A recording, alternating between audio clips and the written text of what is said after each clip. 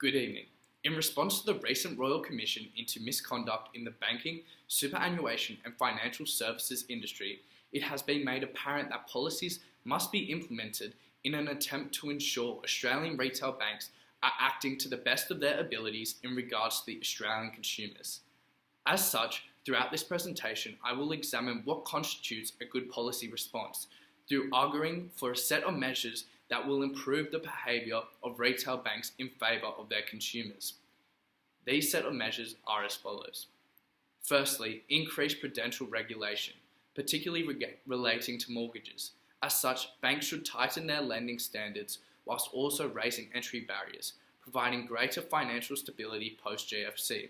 This will result in only individuals and households that are capable of repaying these debt instruments being able to obtain one, ensuring a threatening financial crisis is not imminent.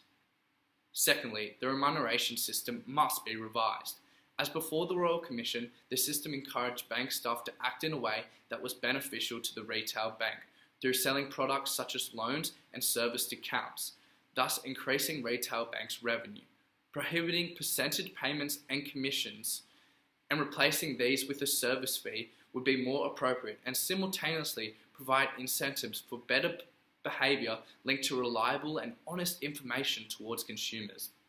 Additionally, the current status of retail banking industry would be considered a monopoly.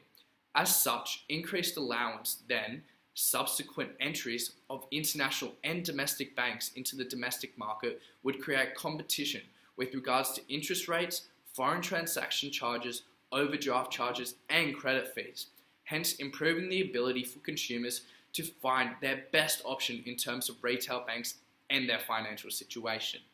Finally, a legislated separation of retail banks advertising their own products and providing independent advice to consumers is necessary, in that individuals may still be advised by retail banks. However, this must be monitored by an independent external authority to ensure retail banks are not abusing customers' lack of financial knowledge.